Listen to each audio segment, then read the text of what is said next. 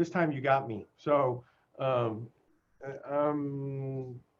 don't know that I've been able to log. I don't know that I've been able to see the email. So, Don't worry about it, Roland. I mean, I'll be happy to just chime in. We miss your face. We miss your face. But anyway, I would just want to welcome everyone to the South Florida Hispanic Chamber of Commerce's webinar, Giving Back to Our Community, the importance of our nonprofit organizations. And indeed, they are important.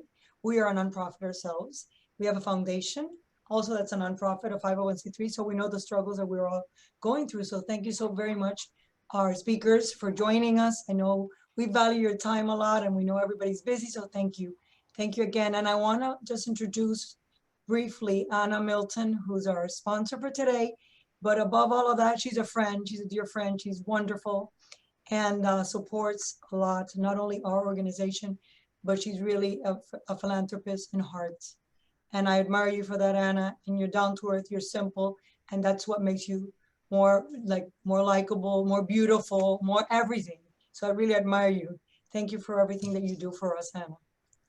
Thank you so much, Lily. Thank you. And thank you for your initiatives with the Alzheimer's Foundation. So I know a lot of us at the South Florida Hispanic Chamber went in on that, and it was really amazing. And I thank you for involving us and leading that effort in our community. So the Jose Milton Foundation focuses on improving quality of life for South Floridians, especially in the areas of education, research, and access to quality healthcare. Through the foundation, my family, the Milton family, is delighted to sponsor this philanthropy and nonprofit webinar for South Florida Hispanic Chamber of Commerce members to learn more about how specifically United Way, Red Cross, and of course the Miami Foundation help our community survive, move forward, and even thrive during difficult times. I myself serve on the Red Cross and United Way boards, and I'm a participant on Give Miami-Dade, the Miami Foundation's grand initiative. I know you saw a lot of ka-ching coming from my side to all the great organizations that participated on that very important day. Very important for Miami because it elevates Miami and it lets people know how philanthropic Miami is. So I hope you will all be inspired and possibly think about your companies and your own personal philanthropy and community engagement. So I leave it to the panelists and enjoy. Well, thank you so much. And now I'm going to turn it over to our chairman of the board, Roland Sanchez Medina. Unfortunately, we can't see him, but we'll hear his nice voice. Roland? Yeah, Roland? I'm sitting here in my office in my jacket and my shirt and then my Speedos, of course. So everyone should be happy that Felipe, yeah, I just love seeing that look on Felipe. That's what really makes me. Oh my God. I thought it'd be better. I thought it'd be better that you not see me. No, I mean, listen, thank you very much. And I mean, like I said, Anna, once again, you know, if you're involved in this community and you read and you pay attention, you know what kind of wonderful things you do in this community. So thank you very much. So I want to briefly introduce the panelists, and like I said, it really couldn't have been any stronger. You know, Maria became president and CEO of the United Way back in. It's hard to believe that it was in August 2017, but a lot of us know her as really the voice and the face of Bank of America, where she served for 22 years. I mean, she was just she was Bank of America to a lot of us. Are you egging Felipe on? Because you know this just plays into him again, right? He's just waiting. Right? He's waiting. He's waiting.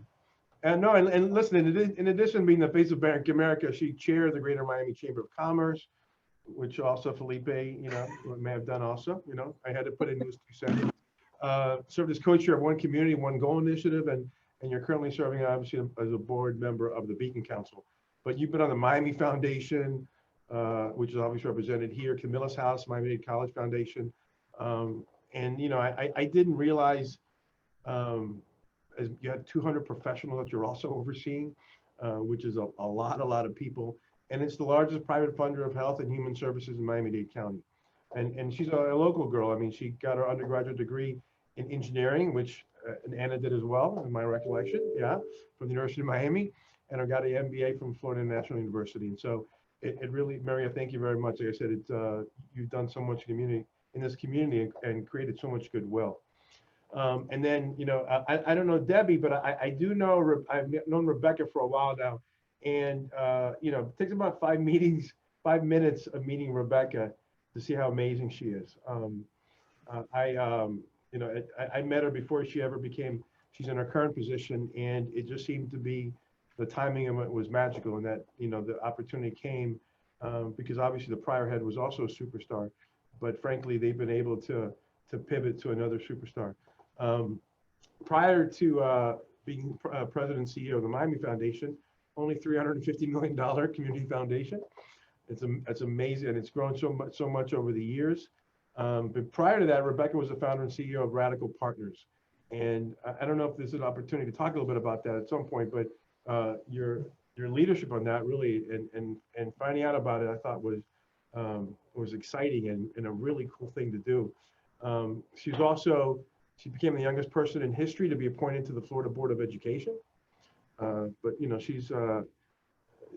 that's not, once again, not surprising. She's an alumnus of the Miami Foundation. She's won the foundation's Ruth Shack Leadership Award. She started her career in Harlem, New York, for those that didn't know that. She holds a master's degree from Bank Street College of Education. And she also happened to be the valedictorian of her college class, that little school called Penn. I don't know if you've heard of it. And then my favorite part of her bio is, along her work building a stronger Miami, Rebecca also serves as a personal assistant to 2 young boys. Well, the truth of the matter is that I know her husband, who I love and adore. I would say it's probably 3 young boys, or at least 2 young boys and 1 older boy. But her husband Jay's is one of the nicest guys I know. It's really a beautiful family. And Deborah, I heard some people say Koch. Other people go Coke. You prefer Koch? It is Koch. Yes, Koch. Thank you. Thank you very much. And so Debbie is the executive director of the Greater Miami Keys chapter of the American Red Cross. I think we all know what amazing work they do in this community. What I didn't know is that she was president of the Junior League back in 2018 and 2019. And it's an all women's organization, but a phenomenal organization that also does a lot of fantastic work in the community. And I guess this is when you were still working at JP Morgan Chase, Debbie? Yeah. And so she's a lifelong banker, and so another banker experience. I think prior to JP Morgan Chase, she was with Gibraltar Private Bank and Trust, and before that with Bank United. Similarly to Maria and Rebecca, she's also been involved in United Way Financial Stability Impact Council. She's an art lover. She volunteers with Breakthrough Miami. And so, like I said, it's a fantastic panel. And thank you so much, ladies, for agreeing to spend some time with us today. And with that, I'll leave it to my man crush. And I love him so much that I love him despite the fact that he went to the other all-boys school in Miami. So with that, I leave you in the hands of Felipe Basulto. Thank you very much, ladies. Roland, thank you. And I do miss you. I haven't seen you in a while. We haven't even talked in a while, but it's great to hear. It really is great to hear your voice. So thank you for that. And so ladies, thank you so much for joining today. We've been talking about this for a while. It's just like the right time of the year to bring you all together. And we thank you for your time. And Anna, thank you again, because what Roland said about you, it's true.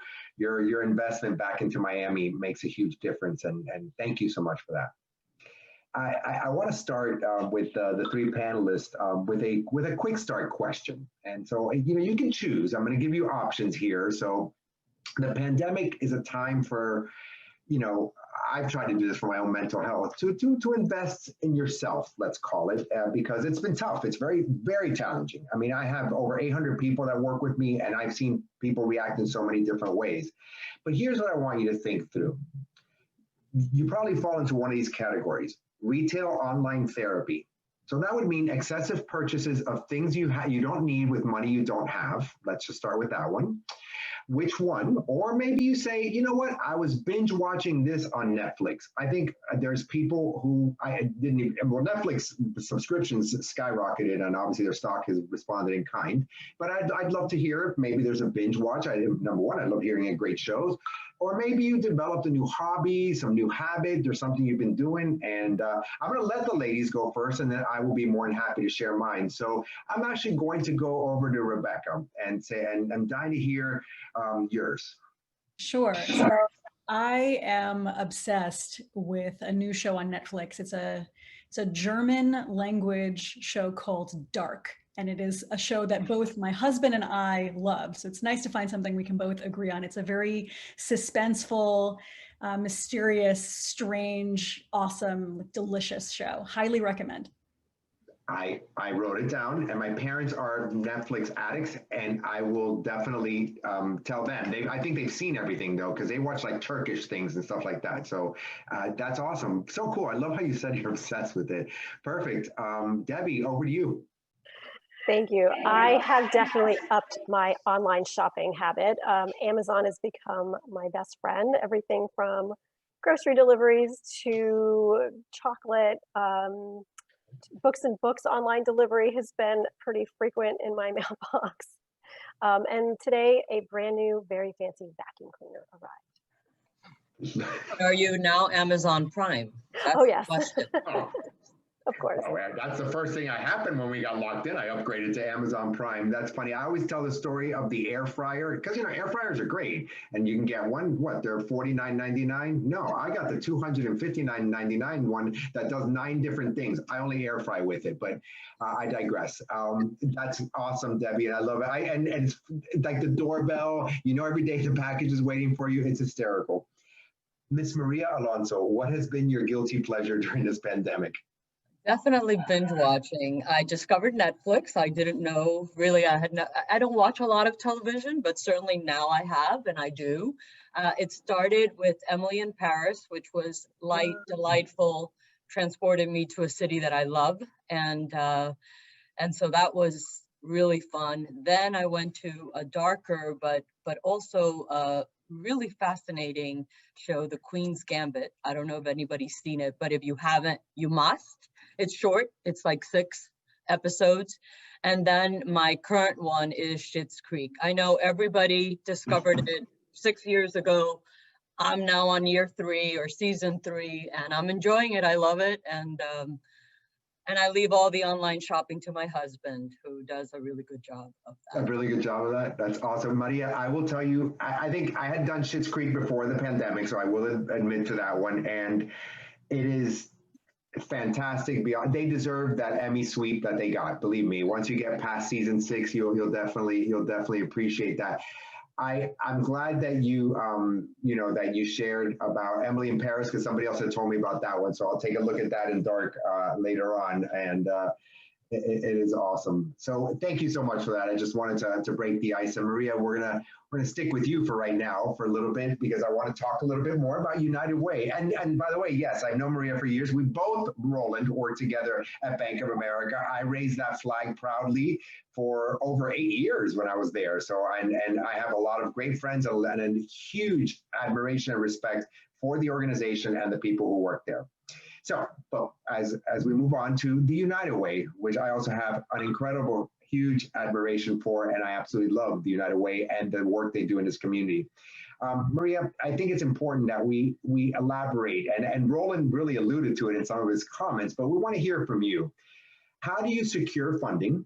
Number one, right? Because it's very important. You run an organization, and if you want to elaborate a little bit on just about how much of a budget of an organization you run, because I think if people don't realize the size and the impact of what you do, this is not a little $100,000, couple $100,000 organization. You run a huge impact in Miami. Elaborate on the agencies, the organizations that you support. Sure. So thank you, and always great to see you. And thank you, Lily, also for the kind invitation and for thinking of me. I couldn't be among better colleagues and peers, so I appreciate the opportunity. So United Way is a 96-year-old organization in Miami-Dade County that's part of a broader network that's global and is over 130 years old. And as Roland said, our focus is health and human services, but I see our work as part of economic development, also focused on elevating the quality of life of working families and families that are struggling in our community every day. And I think that if we're able to strengthen those families, it has a ripple effect on our economy, certainly makes it better for a place for us to live and for businesses to do businesses. So we are volunteer-led and community-focused. And you asked, how do we fundraise? It's a $40 million organization. And we fundraise, across the gamut, individuals, very philanthropic individuals, individuals that work at Publix, for instance, so the entire gamut of just individual giving and philanthropy, corporations, businesses, and foundations.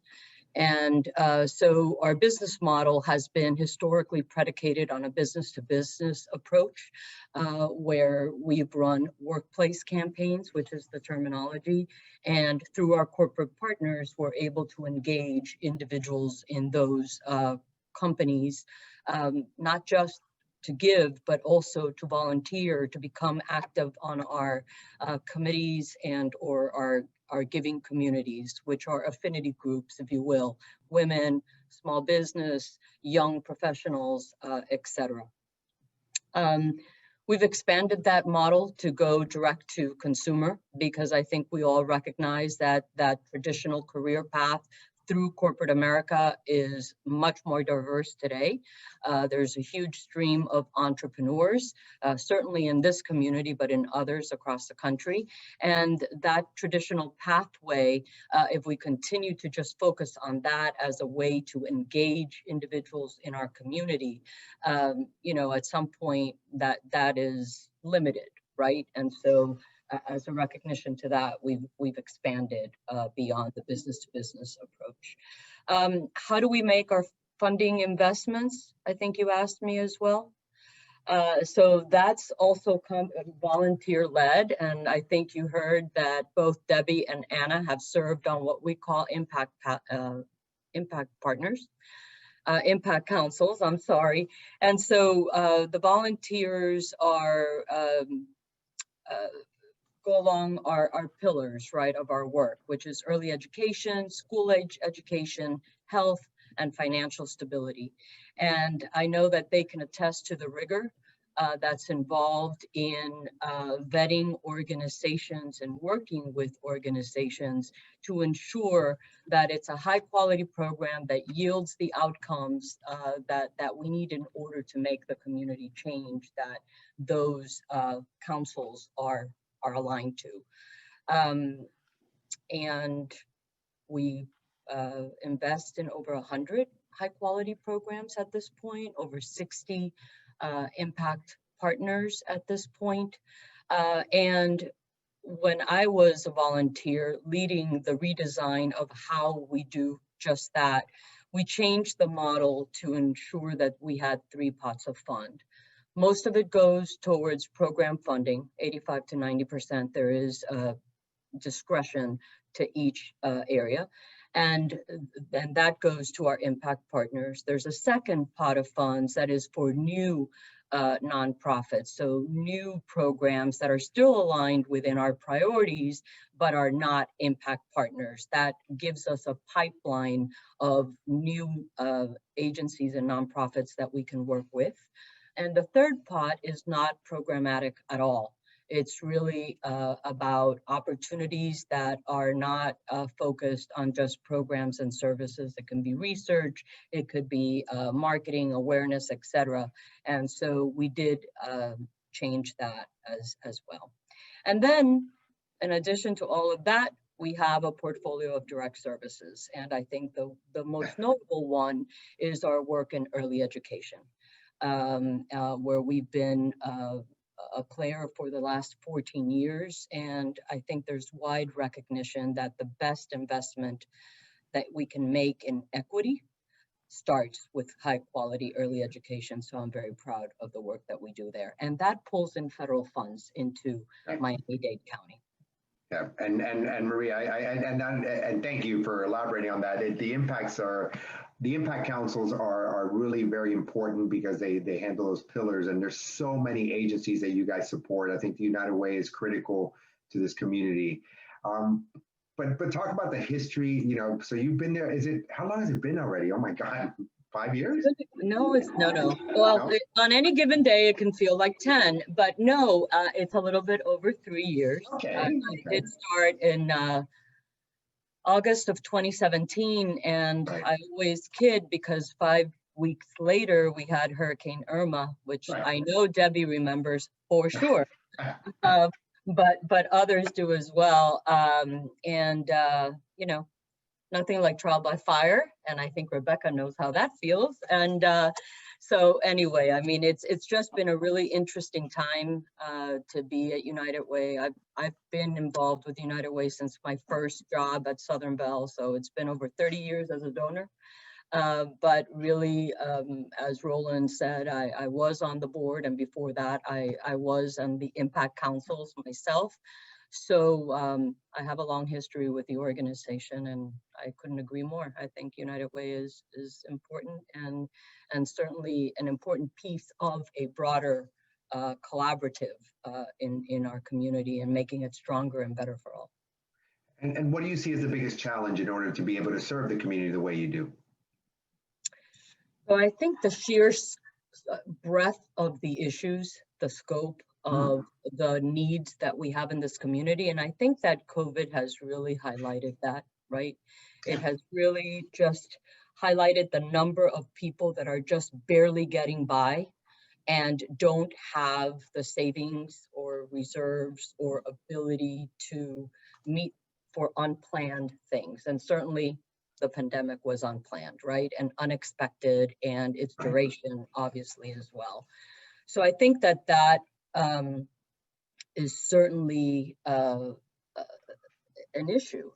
I think also, you know, when we think about COVID and the impacts, the first sector and industry that was affected was hospitality and tourism.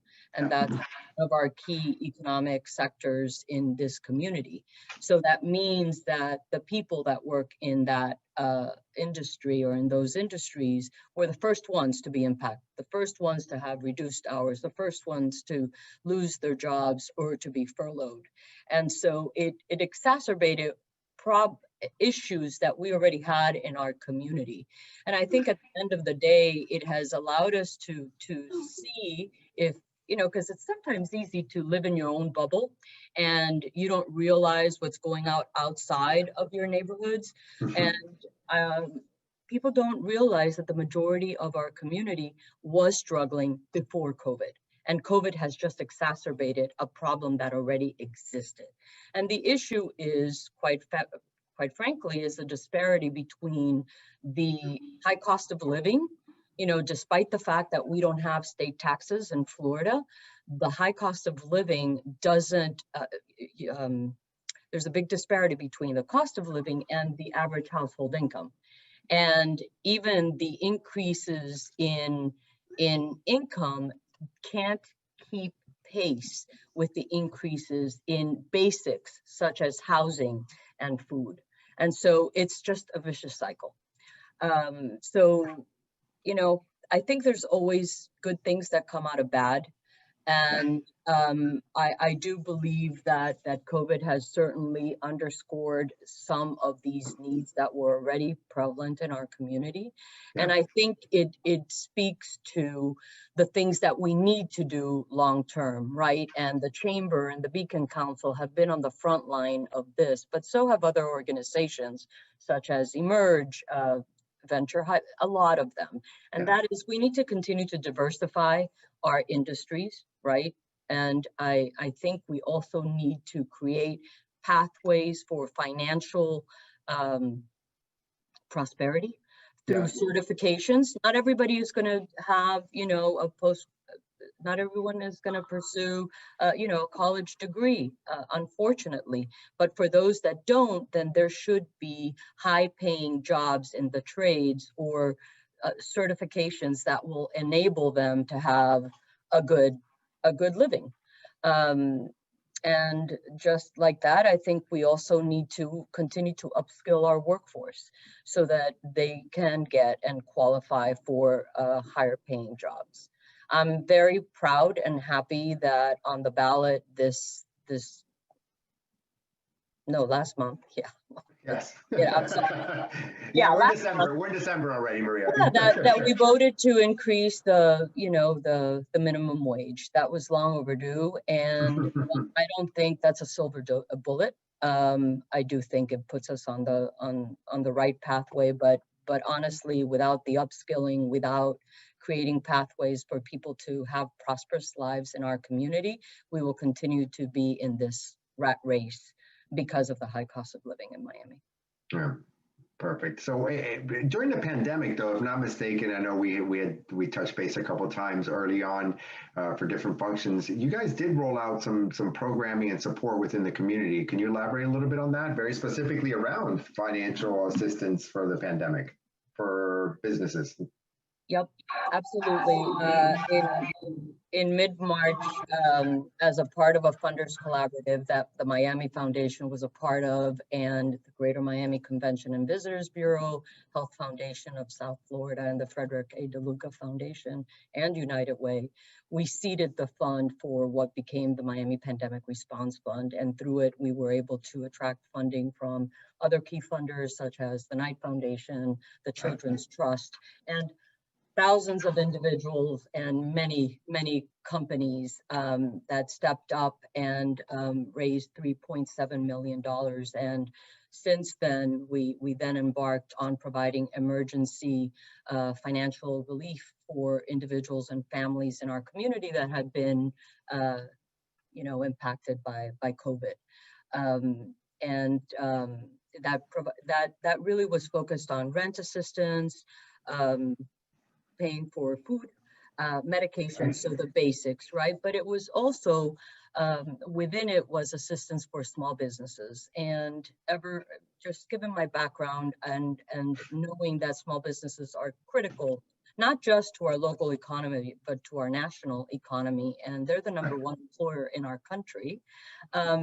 A lot of small businesses didn't qualify for the assistance that was available, whether they be programs through the SBA or whether it be the PPP. And so we felt strongly that for them to keep their doors open was critical, as I know the chamber would endorse. And we created the Small Business Assistance Program. And through that program, we've been able to deploy $830,000 in aid. It was mostly for rent assistance as well. Yeah. And these are small businesses of 10 or less employees and under $1 million in revenue. So that's where it started. And then in August, Miami-Dade County asked us to help them distribute CARES Act funding, again, for emergency relief for individuals and families in our community. And we've been doing that since then. And we've distributed, as of Monday, over $20.7 million in relief. And we have about 8 to 9 to go before December 31st. And obviously, I'm very proud and honored to be able to do that and serve our community at a time of great need. We've also been able to garner about 2,000 volunteers that have given of their time. And we've been able to provide food packs and diaper and formula packs and PPE, I'm sorry, to to 39,000 individuals in our community, and that includes homeless and veterans and older adults. So yeah, we've been busy. Yes, to say the least, but you've been busy making a difference, Maria, and making an impact. And as a Tocqueville member of the United Way, it is a great honor, and I trust that, and I wish I had more to give you to be able to use those funds as you need, because it's very impressive what United Way does. And thank you for that, and thank you for all that you've done. Thank you, Felipe. Yeah. Rebecca Fishman-Lipsy, let's talk about the Miami Foundation. Now, this is some really cool stuff, and I love what Roland said earlier. I mean, bragging about you. Were you really valedictorian at UPenn? I was. He wasn't supposed to say it out loud, but it is true. No. That's the kind of stuff we say out loud. Don't Yeah, no, I'm with you, Felipe. I would introduce myself. Rebecca, Yeah, I just remember one of my class at Penn. Right. See, I know you didn't go to Harvard, because if you ever meet, I hope there's nobody who can hear me, ever meet anybody who goes to Harvard, they will tell you they went to Harvard. Except for my daughter, Felipe. Well, Mariana's special. I don't. She fell far from that orchard. So what happened is that that it's funny when somebody tells you that, go, well, I was valedictorian at UPenn. That's awesome. But with that said, there's a long history of a beautiful, rich history of the Miami Foundation. Talk to us about formation. Talk to us about the background. And I know this is a new role for you. Why did you choose the Miami Foundation? Sure. So yes, it's a heck of a history. So Miami Foundation is 50 years old. We've invested $400 million in our community, and we're just getting started. You're probably familiar, those who are tuning in, with the concept of a foundation that has assets and invests those assets to strengthen society. And so a community foundation is when the community gathers to build a foundation of assets that you can invest now in the community and forever for the strength of the community.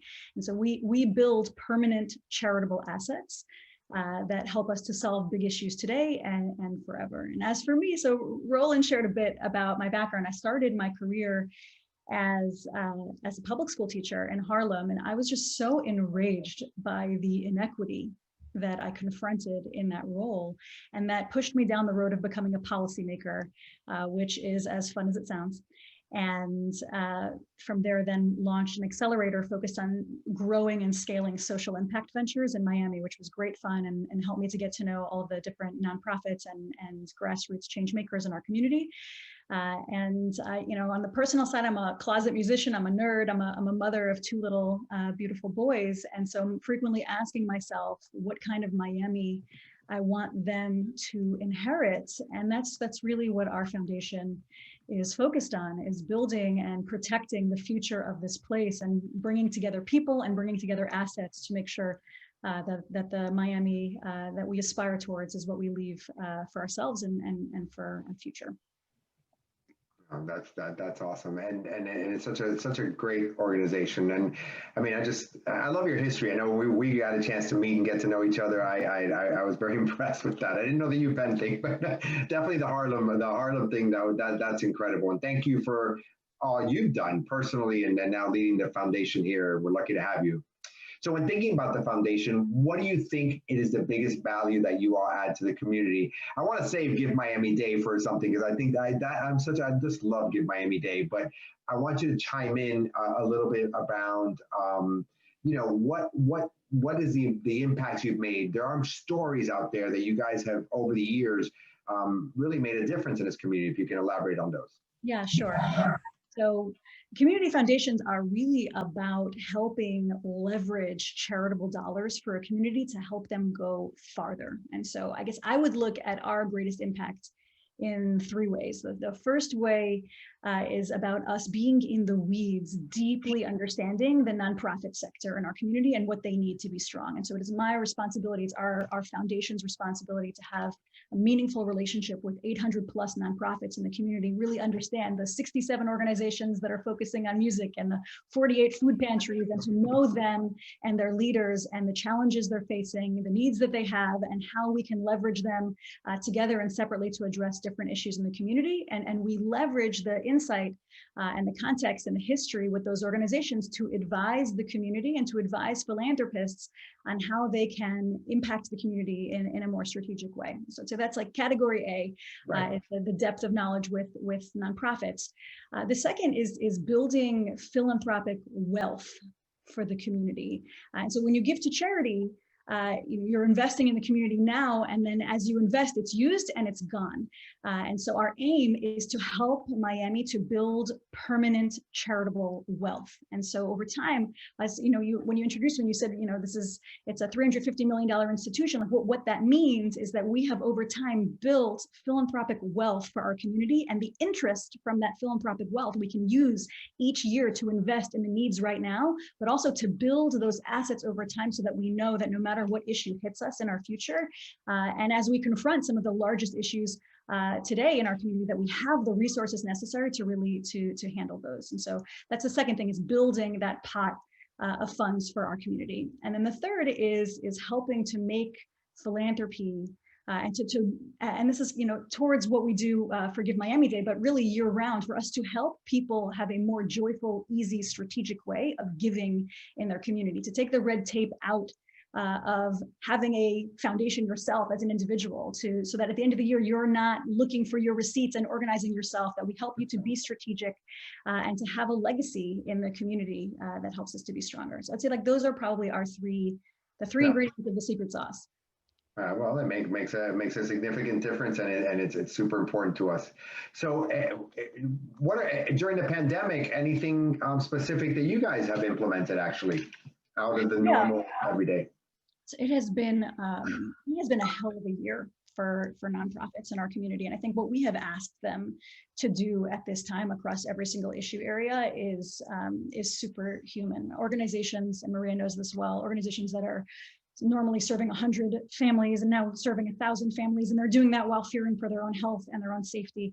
And so on our end, at the foundation, we have run in our history what has been the largest nonprofit recovery fund since Hurricane Andrew.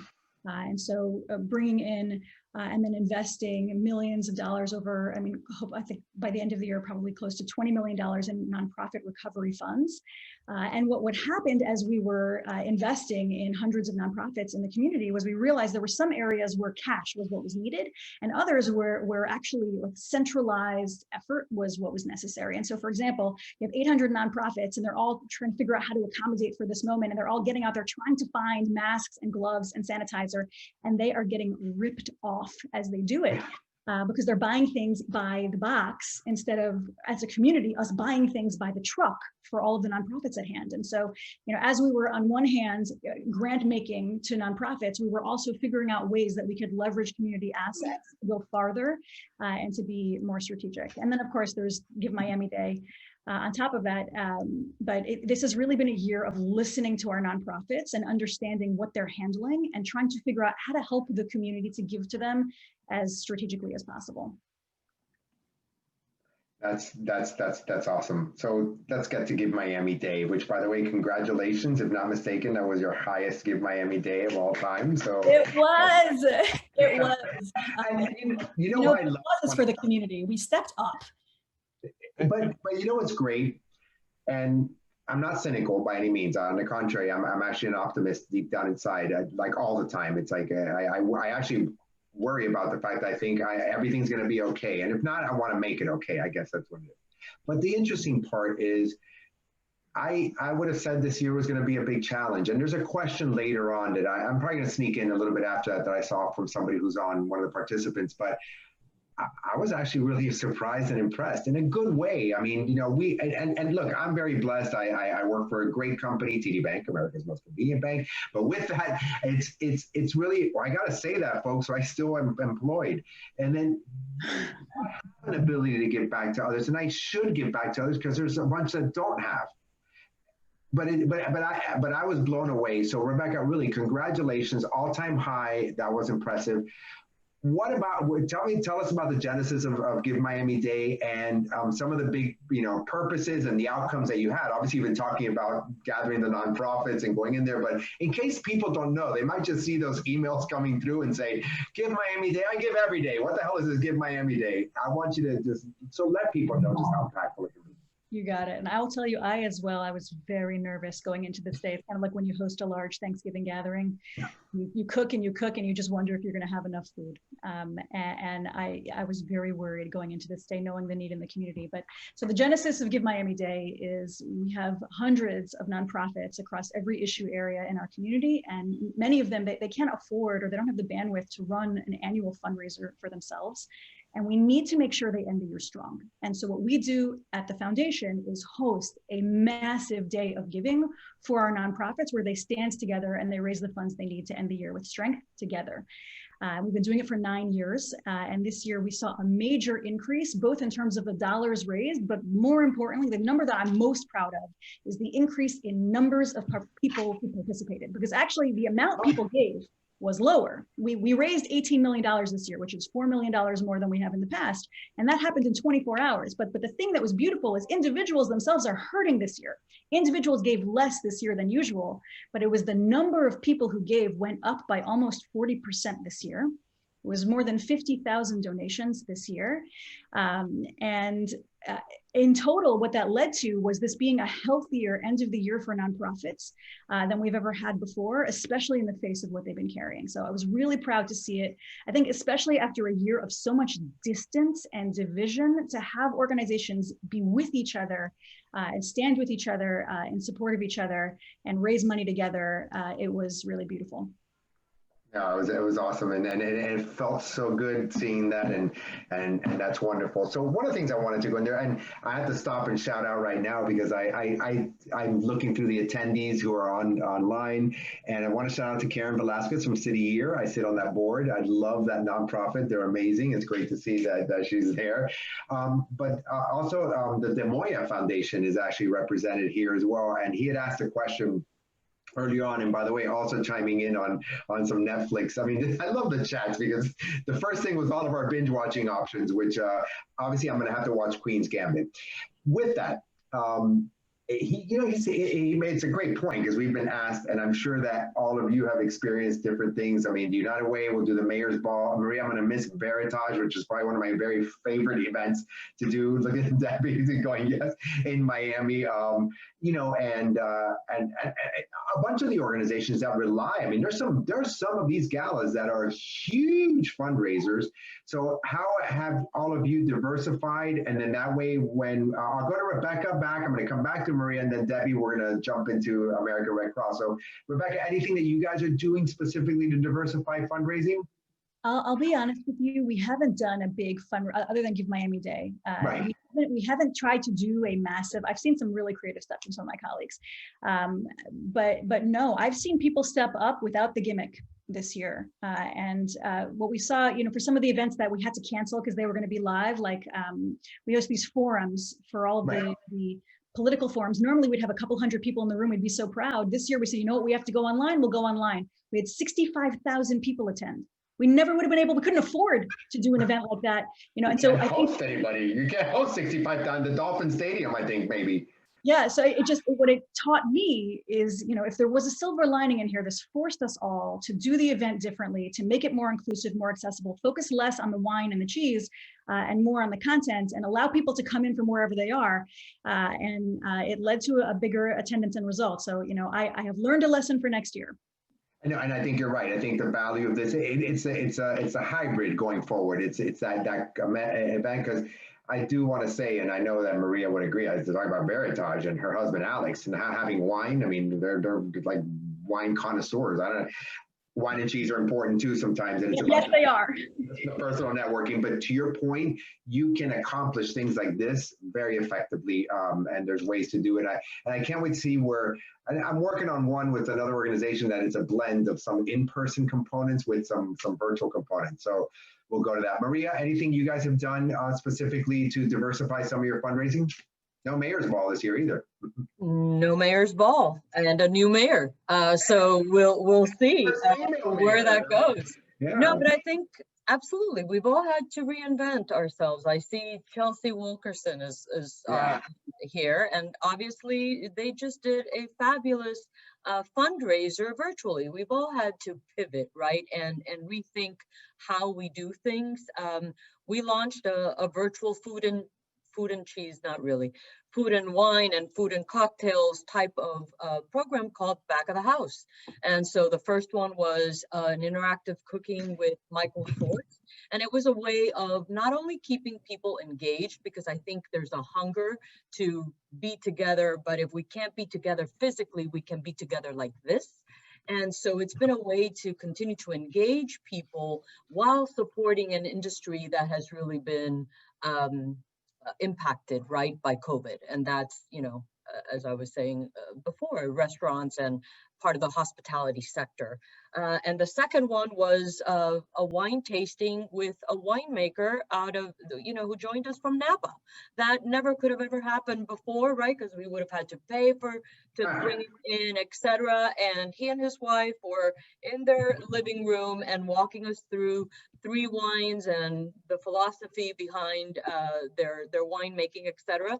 And just next Wednesday, we'll have our last one, and it's going to be, cocktails just in time for the holidays with a mixologist. And so it's we would have never done that before. We would have Yeah. gone for the event. Right. And the reality is that it has forced us to be innovative. I think we'll have to continue to be innovative. I think hybrid will be the Yeah. way of the future, by the way, even after the vaccines are here. So in any case, you know, that's one of the things we've done. No, that's all great. That's wonderful. So, Debbie, let's talk about the American Red Cross. We'll get some of your fundraising components and what we did. But I think, and people know, they see the beautiful Red Cross and you think, oh, that's such a special organization. Your brand just resonates, just your logo on its own, right? Because it's a Red Cross. But with that, you're also very much associated with crisis management. So I think that's where you're best known and where you actually excel. Although I know that there are multiple things in there, but having an incredible brand like that in our nonprofit community, you know, is important. Talk to us a little bit about the history of the Red Cross. Sure. Thank you for bringing that up. We actually, the Red Cross logo, as you mentioned, is actually in the top 3 most recognizable logos in the world. Believe it or not, Nike is up there with us, so we're in pretty good company. The swoosh, the Red Cross, you know, it's okay, you know, extorting, you know, people to make shoes at an inexpensive cost, you know, and saving those countries when they're hit by famine. It's okay. Well, but the Red Cross history does date back to 1881 when an absolutely indefatigable woman named Clara Barton, who shares so many characteristics with the women you're hearing from today, she was aghast at her experiences following the Civil War and how poorly the injured soldiers were treated. And she heard about the Swiss Red Cross movement and lobbied herself, a woman in the 1800s, lobbied Congress herself to set up the American Red Cross. And in 1900, we received our first of several congressional mandates to be the only nonprofit organization that is mandated, as I said, to connect, to take care of active and veteran military families. We are the only organization, if a active service member needs to get in touch with a family member or vice versa for some sort of family emergency, the Red Cross is the organization that is called in to make that happen. That mandate also gave us the powers to be the national and international disaster relief organization. Interestingly, the Miami chapter was founded in 1917, just as the World War I was raging across Europe. Americans across the country were starting Red Cross chapters, and our chapter was founded by Mrs. Harriet Parsons James, who was one of the original snowbirds, a wealthy New Yorker, believe it or not, had settled in Coconut Grove. The home is still there. It's just next to the Carrollton campus on Main Highway. And she gathered her group of influential friends and started the Red Cross chapter. And in their initial wave of fundraising, they raised over $20,000. This is again going back to 1917 to help with the war effort. Since then, of course, our mission has evolved in what we call blue skies, which are today, of course, and gray skies, which you'll remember pre-November 30th. Wink, wink, we know what that was. But we now have a very robust programmatic platform for health and safety classes. Once it's safe to do so, our swimming and babysitting, CPR and first aid classes will be back on the calendar. And you may not know, but the Red Cross supplies 40% of the nation's blood supply. And that is a full-time task of 2/3 of our organization to ensure that we have a safe and available blood supply for the country.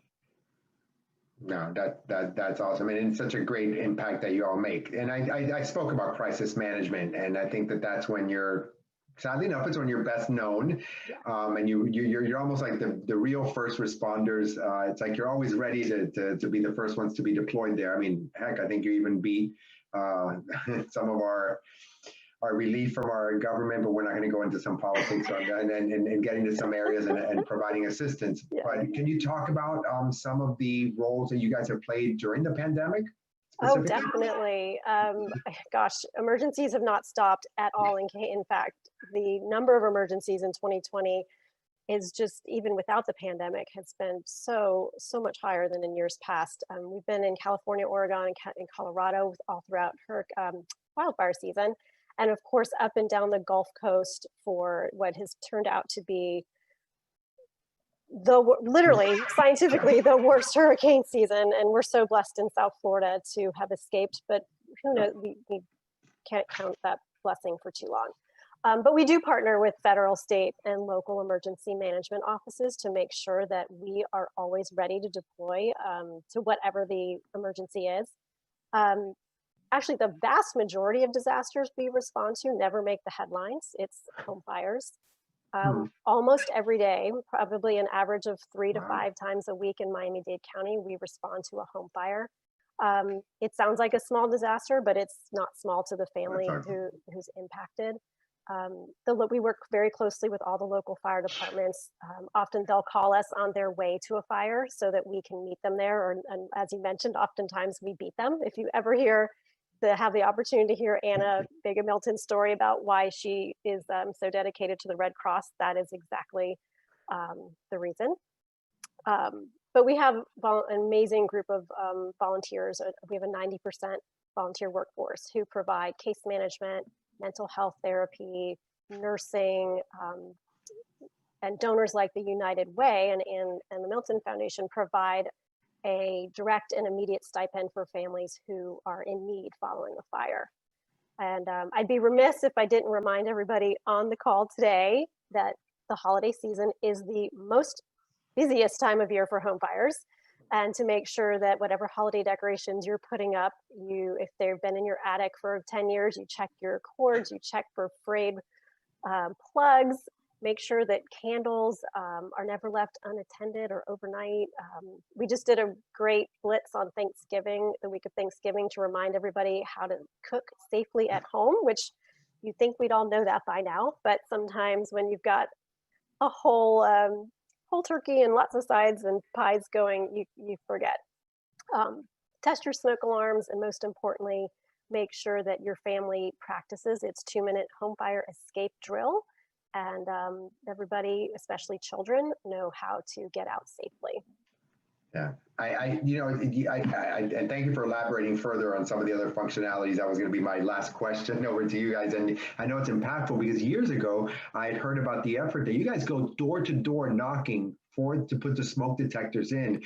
And at first I thought, are you serious? And then I said, that's actually pretty genius, because we can advertise. We repeat the thing about how you fry a turkey. I mean, I think I've seen YouTube videos. I see it on the news all the time. Your efforts and people, there's still the issues in there. So that's, thank you for doing it. I didn't realize that just how much of an impact you guys really have with the house fires, and that while it might not be a global pandemic, it is really life destroying for a lot of people, and not only human life, but just, losing your house. I mean, it incinerates everything. It's very, very, and it can happen to anybody at any time.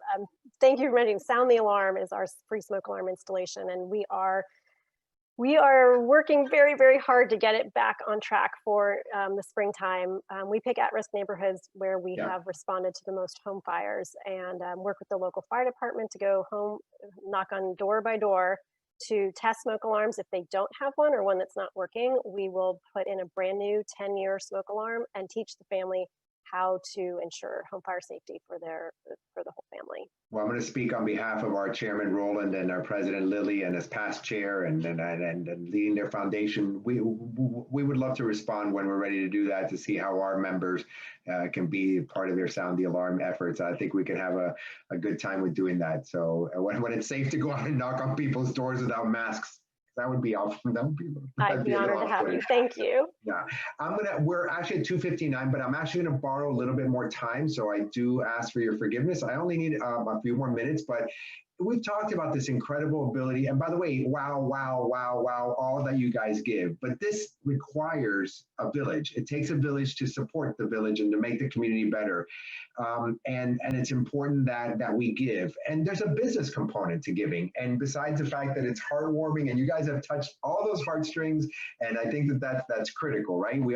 There's things that we align to and we like to give to. But I actually, that's why I asked Ernie Diaz. He's actually the tax supervisor with Morrison Brown, Argies, and Farah.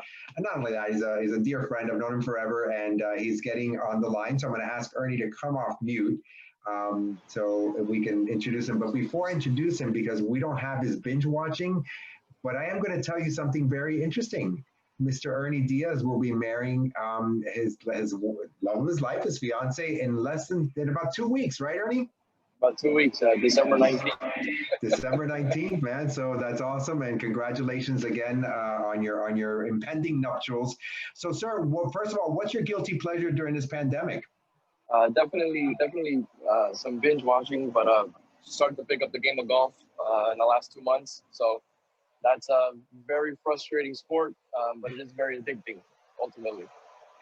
That's funny because I know you're a marathon runner. I know that you got your athleticism, but I absolutely have to agree with you. I find golf to be the most exasperating sport I have ever played in my life, and the putting, I don't have the patience for it. I have to be busy on doing a lot of things. But Ernie, definitely. I think for everybody's edification here, and for all of our people listening here, whether you're on here or on Facebook Live listening to us, we need your help. Whether you go to the Miami Foundation and give Miami-Dades, which are so impactful, give to the United Way, the Red Cross, there's tons of organizations out there. And if you want to learn who to give to, reach out to us. We will help guide you through this. But Ernie, there's an important financial impact on giving to charitable organizations. Can you share, like, relating to the Internal Revenue Service, what do they offer our businesses who actually corporate giving, or consumers, our personals, individuals on giving to 501c3 organizations? Yeah, absolutely. So first and foremost, thank you. Thank you for having me. I appreciate it. It's definitely a wonderful panel. But let me preface this by saying you shouldn't give to receive a tax deduction at the end of the day, but there's always an incentive. And the IRS, I'll start with the individuals ultimately. Anything you give to a 501c3 or any charitable organizations, whether it's a church, whether it's United Way, etc., you can receive a deduction up to 60% of your adjusted gross income. But caveat that by saying that with the coronavirus stimulus package that came out in 2020, there's 25 days left or 20 days left. It's 100%. So there really is no limitation. So with that being said, ideally go out and give from an individual perspective. From a corporate perspective, corporate giving, it's huge in the United States. The tax benefit is not ultimately there. It's capped at 10% of the taxable income. So it's, obviously, you have your Amazons, your Apples that give substantial, but it's not important about getting a tax deduction. I think that the social responsibility for corporations is being able to generate their employees, being able to say, hey, listen, we're going to go out to the United Way. We're going to go to Habitat for Humanity. And we're going to give time, effort, and money. And what does that do for the corporation? That's, well, it puts them in the eye of the community, number one. Number two, it allows the employees to build their relationships. And at the end of the day, if somebody on the other side says, okay, well, I want to go buy X, Y, or Z, to say this company, this corporation is associated with these organizations. So it puts them in a good light at the end of the day. But both individually and both corporations are entitled to give and have social responsibility. But just to give a tax aspect of it, you do save money, right? There are the vehicles that you can utilize. For example, you can use a charitable remainder trust. That's a huge asset for high net worth individuals to give away capital gain assets and not pay the tax, right? You put that tax over 10, 15, 20 years, and when the trust expires, you pick your charity of choice, whether it be the United Way or the American Red Cross, and the residual goes into that charity. So that's a highly effective tool that you can use, and it's important. So that's pretty much it. No, I love that, Ernie, and I tell you, our wealth management team works a lot with our ultra high net worth clients on the Charitable Remainder Trust, because it's a really great vehicle it funds endowments for a lot of organizations and foundations, and giving back. I love that you, as the accountant on the team, said you don't give just for the sake of the charitable contribution. You give for what you referred to basically as your stewardship. And I love it. It's time, talent, or treasure, because every one of these ladies, when they were speaking about it, they were speaking about giving your time, giving of your talent, and of course, giving of your treasure. I'm going to just send it over to Lily for some closing comments, but we will be posting the United Way, American Red Cross, and Miami Foundation links on our website for the South Florida Hispanic Chamber. If you want to find out more information, please do give. We're coming to the end of the year and there's a tax year coming to a close. So just to add that piece in there, but Debbie, Rebecca, Maria, ladies, we are fortunate in Miami to have amazing leaders like you leading phenomenal and very impactful organizations. Thank you for all that you do. And to another wonderful lady who leads another incredible organization, Lily, if you can just wrap it up for us. Thank you, Felipe. And I'll echo your words about Debbie and Maria and Rebecca. My gosh, I was so impressed with all of you. The majority of you I know. I just met Rebecca today. Debbie, even though we hadn't met, I heard a lot about you through a mutual friend, Neri Gonzalez. You work with you, so I've heard the best of the best. And so thank you so very much. I mean, we really value your time and just being here and giving all the information about your nonprofits and the wonderful work that you're all doing. So thank you. And Felipe, thanks so much. And Ana Vega Milton, there you are. You changed clothes, you're in the gym? I think so. She's multitasking, love it. Good for you.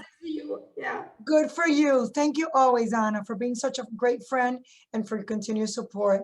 And Ernie too. And Ernie, yeah, Ernie, I didn't see Ernie. I mean, I heard him speak. Because it's me, he's not on visually, so you Well, Ernie, so thank you. Thank you so much for your advice and everything that you said. And Felipe, thank you always so very much. And I know our chairman probably had to run. He's a lawyer. No. I he's wanted there. to- He's here? Yeah, no. I mean, I'm just amazed. Roland. I'm amazed how much Ana Vega Milton is doing the course of an hour. Roland, you're there. Thank you, Roland, for all you do. No, I mean, listen, I don't really repeat. I am going to repeat this, but Debbie, Maria, and Rebecca, I mean, thank you very much. I mean, we really couldn't have gotten better speakers on this topic. Thank you so much. That is so true. And next week, we have another webinar, the last one for the year. Homeless Trust and Children's Trust. Hope you connect with us next Thursday. Roland, te quiero. Thank you so much. Thank you Igual, all. Felipe. Gracias. And by the way, happy holidays to all of you. Stay Thank safe. you. Likewise, happy holidays. Bye-bye, everyone. Bye, Thank thank you. you.